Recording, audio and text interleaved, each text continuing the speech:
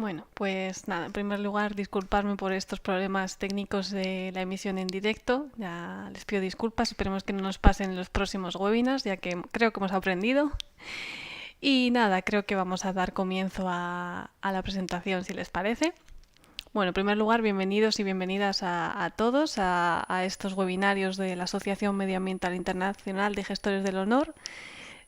Tengo el privilegio de ser la primera, la persona que rompa el hielo y arranque con estos webinarios. Mi nombre es Cintia Izquierdo y trabajo como coeditora de la web olores.org aquí en España. No sé desde dónde nos están viendo, pero bueno, les mando un saludo desde aquí. Y nada, si les parece bien, comenzamos. Esta sesión la subiremos después a nuestro canal de YouTube. Y nada, si tienen cualquier consulta o duda, al finalizar la charla, que espero que no sean más de 20 minutos, no prometo nada, pueden comentar algo las preguntas que tengan en el chat y trataremos de resolverlas. En primer lugar, para todos aquellos que no conozcan esta asociación, bueno, pues me gustaría presentarla. Esta asociación tiene ya casi 3 años de vida, se llama la Asociación Medioambiental Internacional de Gestores del Olor, o AMIGO, por sus siglas, y aquí tienen la página web. La página web es gestoresdelolor.org. En ella podrán encontrar todas las noticias sobre los proyectos o avances que desarrolla la asociación. Tienen documentación muy interesante que descargar y instrucciones si quieren estar interesados en asociarse de los diferentes planes que tenemos, tanto planes individuales como planes de empresa.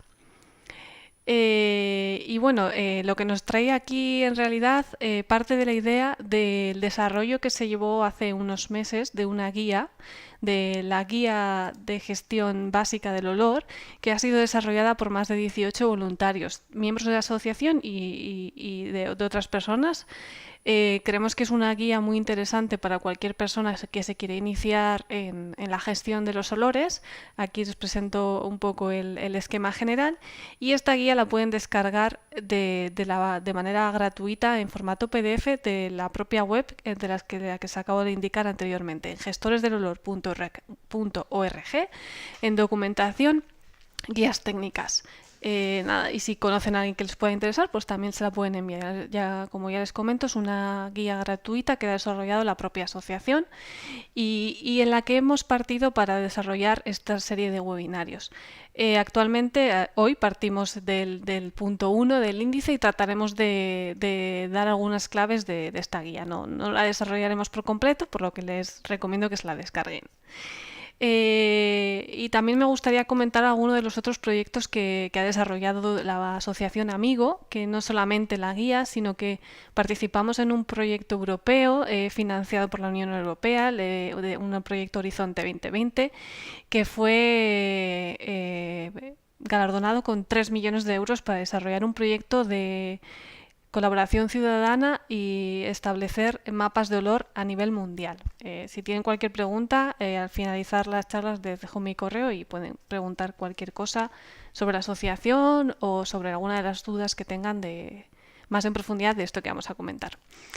Y otro de los proyectos también que estamos trabajando actualmente, sobre todo aquí en España, es tratar de desarrollar una nueva norma española, una norma UNE, para tratar la construcción de mapas de olor colaborativos mediante ciencia ciudadana.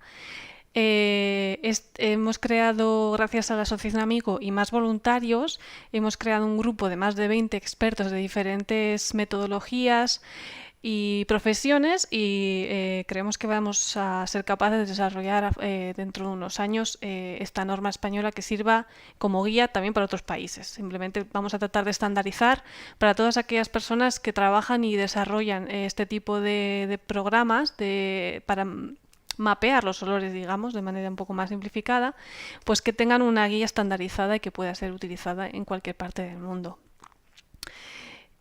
Bueno, esto es un poco la presentación de la Asociación Amigo y bueno, ahora me gustaría presentarme a mí. Yo soy Cintia Izquierdo, como os he comentado antes.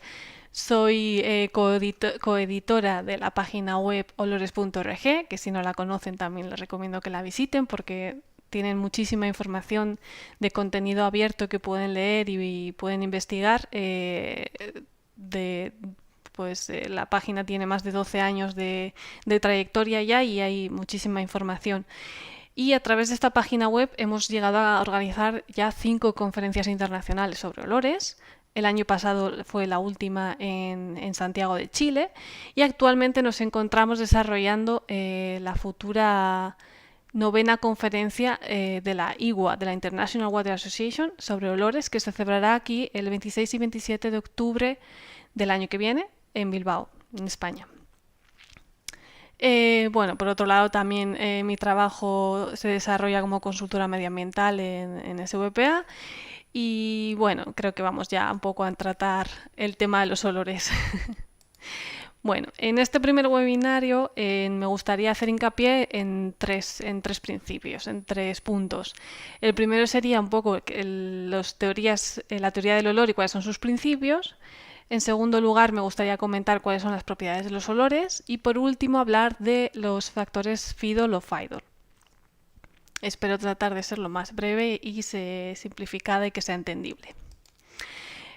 Bueno, antes de arrancar siempre me gusta exponer qué es la definición del olor, para que quede claro que no estamos hablando de sustancias químicas, de sulfuro de hidrógeno, de amoníaco. No, cuando hablamos de olores, el olor como tal es la sensación resultante de la recepción de un estímulo por el sistema sensorial olfativo, es decir, por nuestra nariz. El olor es la sensación resultante de recibir unos gases a través de nuestra nariz y que se identifican de cierta manera y se envían señales a nuestro cerebro. Entonces, partiendo de este concepto, que quede claro que el olor es una sensación que percibe nuestra nariz, vamos a hablar de los principios de teoría del olor. Como os acabo de comentar, el olor es la sensación resultante. En este caso, ¿qué es el primer principio de la teoría del olor? Pues que si en este caso no hay receptores, es decir, no hay narices que huelan, podríamos decir que no hay olor. Todo esto viene partiendo de la definición de qué es el olor. En segundo lugar, también partiendo de este otro concepto, es que aun cuando haya receptores que huelan el olor que provenga de una emisión de una actividad industrial, ganadera o del restaurante que hay debajo de casa, si no existe una molestia por estas emisiones, se entendería que no habría una necesidad de limitar las emisiones de olor de esa actividad, porque no están generando un impacto, una molestia en los receptores cercanos. Eso sí, cuando ya tenemos un tipo de molestia o malestar en los receptores, siempre como cualquier problema en la vida, siempre el primer paso que tenemos que hacer es identificar el problema. Es decir, porque nosotros estamos rodeados de varios tipos de actividades industriales, ganaderas o de cualquier otro tipo, y entonces siempre tenemos que tratar de identificar el problema para después, a posteriori, ya buscar la solución. ¿Y por qué comentamos esto? Bueno, pues porque cuando no se diferencia un problema o ese problema no se trata, se llega hasta que las partes implicadas llegan a tener un conflicto, ¿no? Siempre lo deseable es evitar ese conflicto antes de que suceda, porque cuando llega ese grado de molestia en el cual se genera un conflicto, bueno, pues ya las consecuencias son diferentes y hay que tratar el problema de otra manera. Entonces, siempre para evitar llegar a un conflicto, en el tema de la gestión del olor hay que trabajar, muy importante, con transparencia y con diálogo.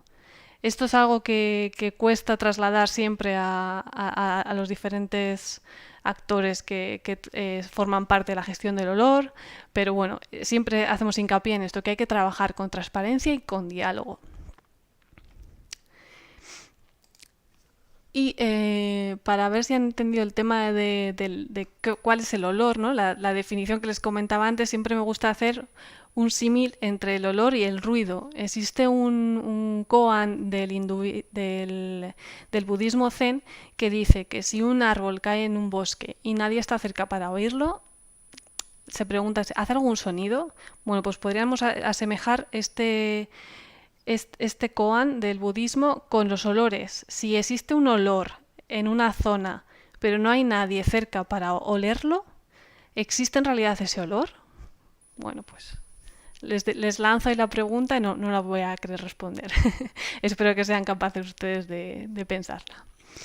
Bueno, el segundo punto que quería tratar aquí en este primer webinario son los parámetros o propiedades de los olores. Existen muchos más de los que planteo aquí, pero estos son los 4 principales con los que siempre se trabaja cuando hablamos de olor. Trabajamos con la concentración del olor, su intensidad, el carácter o calidad de esos olores y el tono hedónico. Y pues, a continuación vamos a tratar de explicar un poco cada uno de ellos. La concentración del olor. Bueno, pues para hablar un poco de la concentración del olor, los olores se miden por regla general en unidades de olor, en este caso europeas, porque estoy hablando de la definición que dice la norma europea, son unidades de olor europeas por metro cúbico. Y para poder llegar a entender esta unidad que representa, se define como una unidad de olor europea por metro cúbico, como la concentración a la cual somos capaces de detectar cualquier gas.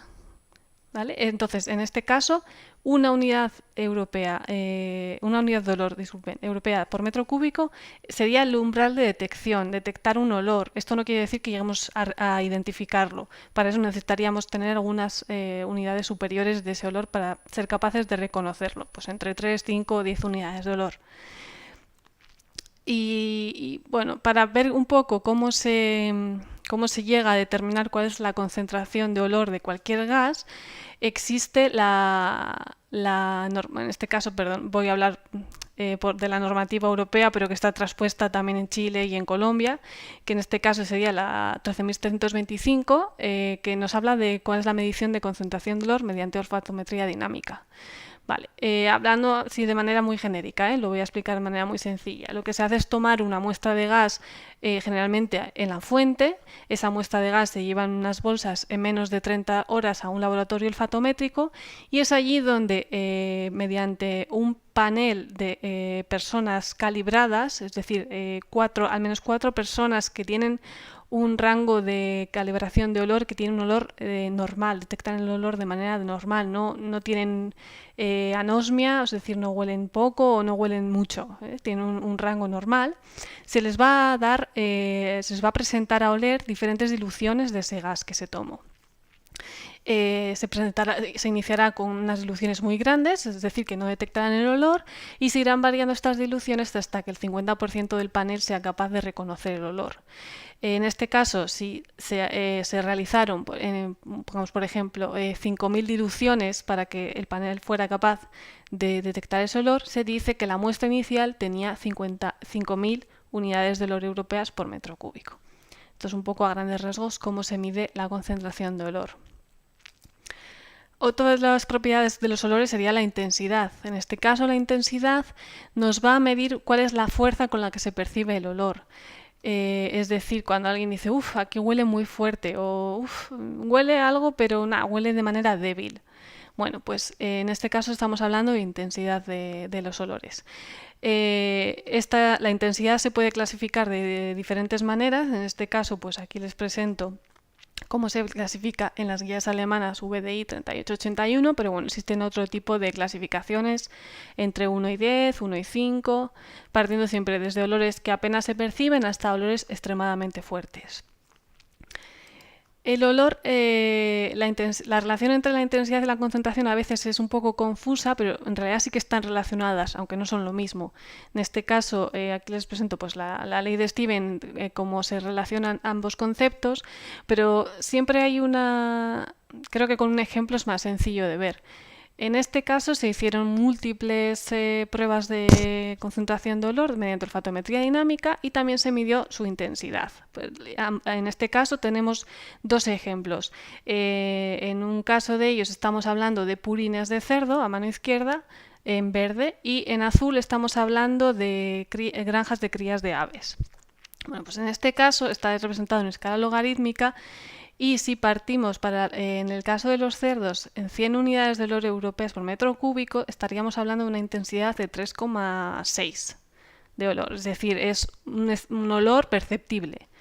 Sin embargo, para las mismas unidades de olor para el caso de las granjas de cría de aves, estaríamos hablando de una intensidad, superior a 5 para las mismas unidades de olor. Esto quiere decir que igual concentración es mucho más intenso el olor de las granjas de cría de aves que, por ejemplo, el caso de los purines de cerdo. El tercer parámetro de los que quería comentar es el carácter o calidad de los olores. En este caso, este parámetro lo que nos va a ayudar es a tratar de identificar un olor o a diferenciarlo de otro de igual intensidad. En este caso, la calidad del olor se puede definir de muchas maneras y lo que nos trata de hacer, de ayudar es mediante descriptores, tratar de identificar un olor.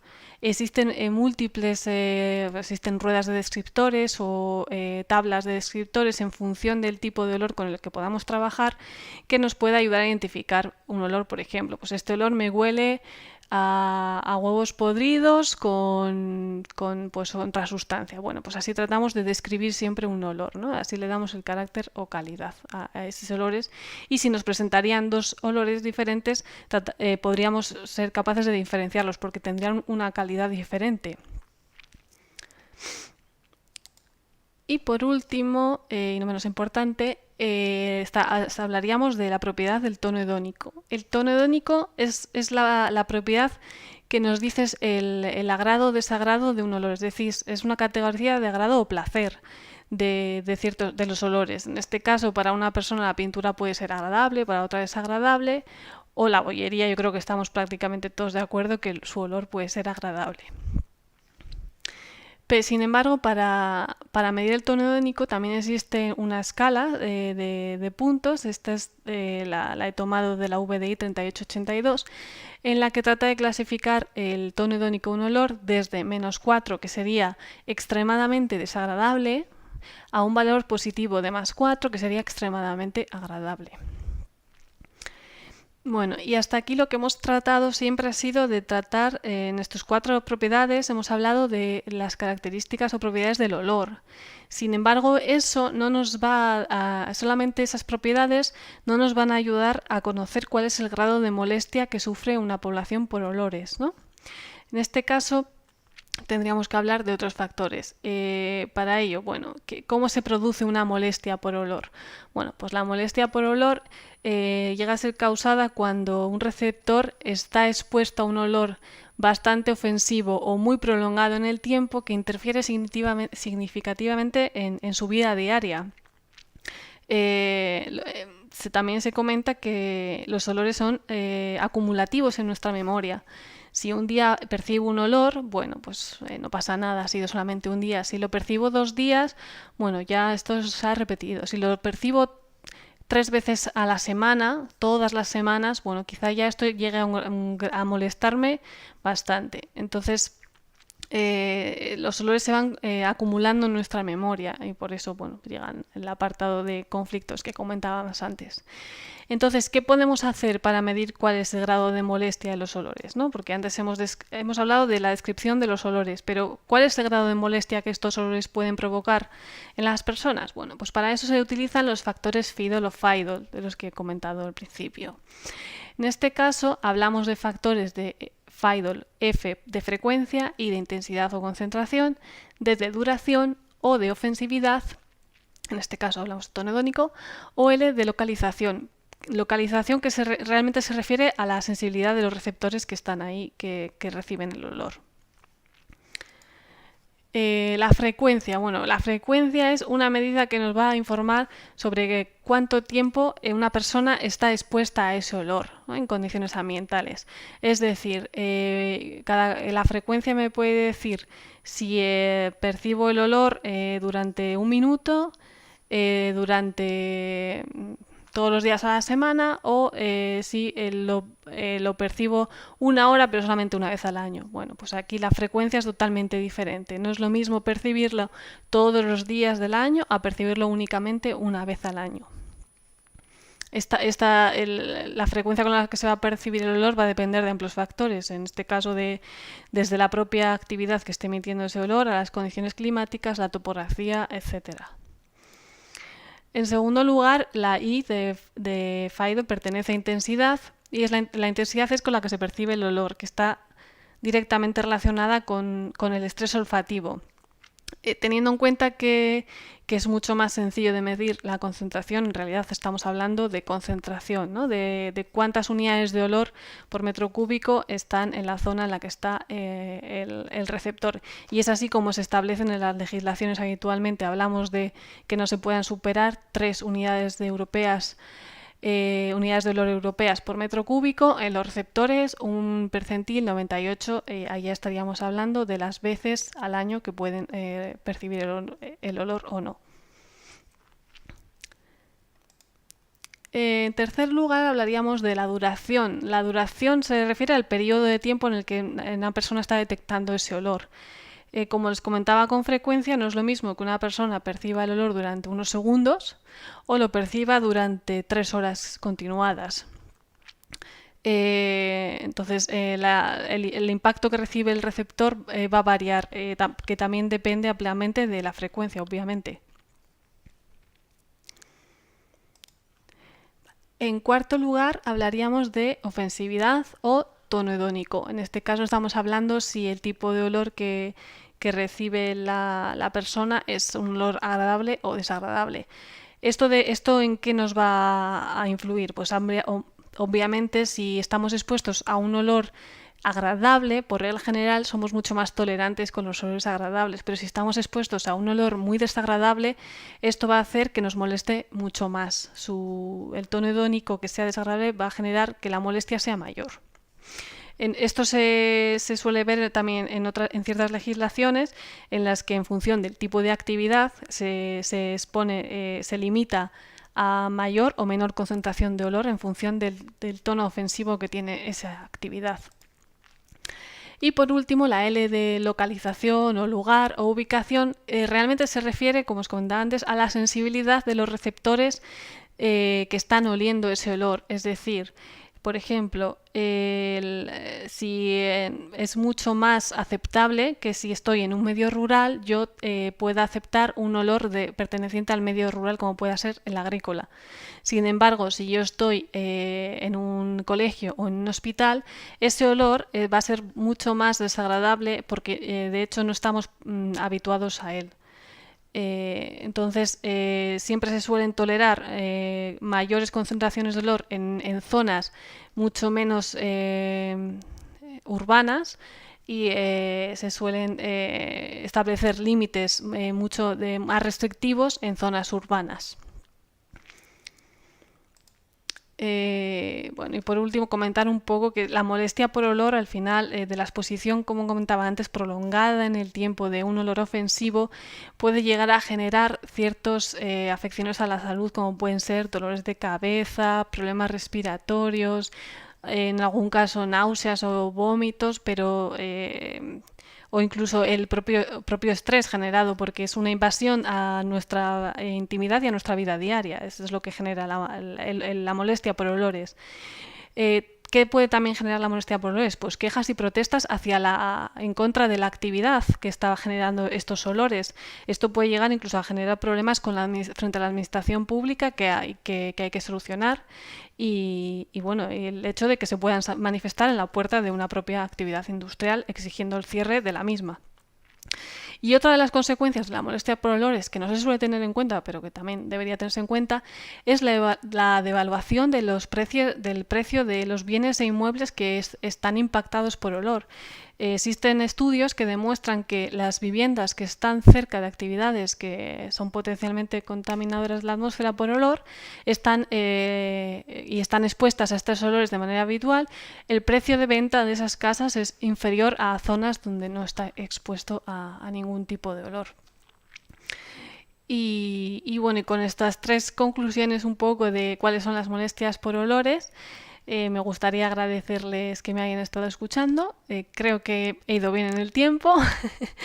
Muchas gracias a todos. Queda abierta sus preguntas Y antes de llegar a las preguntas, no me gustaría que se me olvide, estos webinarios probablemente se lanzarán cada 15 días. El próximo está previsto para la semana del 21 de septiembre y nuestra fecha provisional será el 23 de septiembre. En esta ocasión hablaremos del marco regulatorio de olor de varios países. Hablaremos del marco regulatorio de olor en España, en Chile, en Colombia y en Argentina. Como les comento, la fecha no es definitiva porque en función del tiempo de ponencias, pues quizás se divida en 2 días. Pero bueno, para más información siempre estén atentos a nuestras redes, se pueden suscribir al boletín de noticias de Gestores del Olor o incluso seguirnos en LinkedIn o en Twitter. O si tienen cualquier duda o consulta, pues siempre me pueden preguntar a mí por correo electrónico. Se lo dejo aquí. Y nada, espero haber sido rápida y que lo haya entendido bien. Y nada, he quedado atenta a preguntas. Si quieren utilizar el chat para ello, pues nada, aquí estamos. Y si no, pues nada, muchas gracias y esperamos verles en futuros webinars.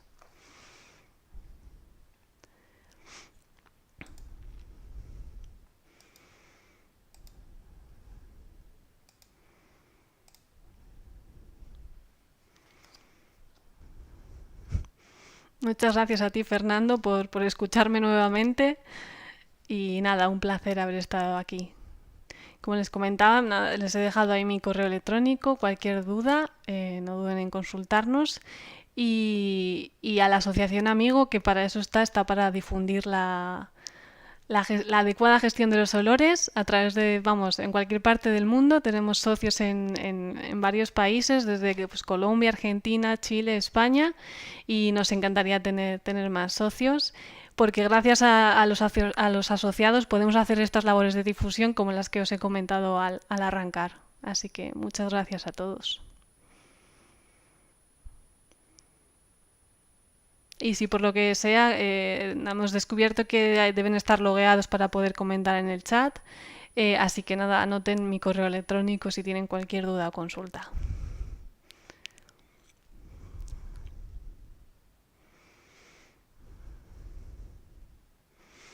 A ver, Jaime.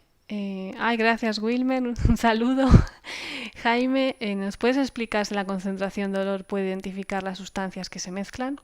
Bueno, pues en este caso, el método que existe para medir la concentración de olor, que es la olfatometría dinámica, solamente utiliza un aparato que es el olfatómetro y lo único que hace es diluir. En este caso no podemos conocer cuál es la concentración que tiene cada una de esas sustancias, pero se utiliza la metodología de unificar el olfatómetro junto con un espectrómetro de masas. En este caso creo que más adelante en algún otro webinar se explicará, y ahí sí podríamos llegar a relacionar en este caso cuál es la concentración de olor general de esa mezcla de gases y posteriormente conocer cuáles son las concentraciones de los compuestos químicos individuales que hay dentro de la muestra gaseosa.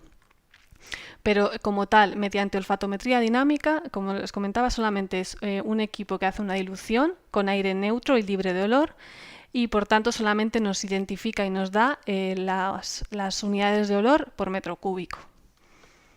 Existen otras herramientas para poder detectar esa concentración, como les acabo de comentar, pero bueno, no he entrado tan en profundidad en ese tema.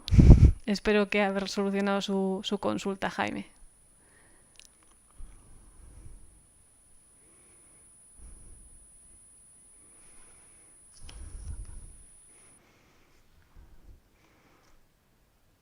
Bueno, pues si no hay más preguntas, lo que haremos será dejar colgado este vídeo en nuestro canal de YouTube, Gestores del Olor.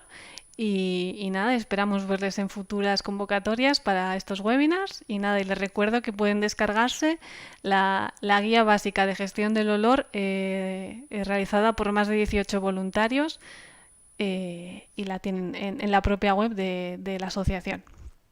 Así que nada, muchas gracias a todos y espero verles pronto en futuras convocatorias. Muchas gracias, espero que les haya gustado.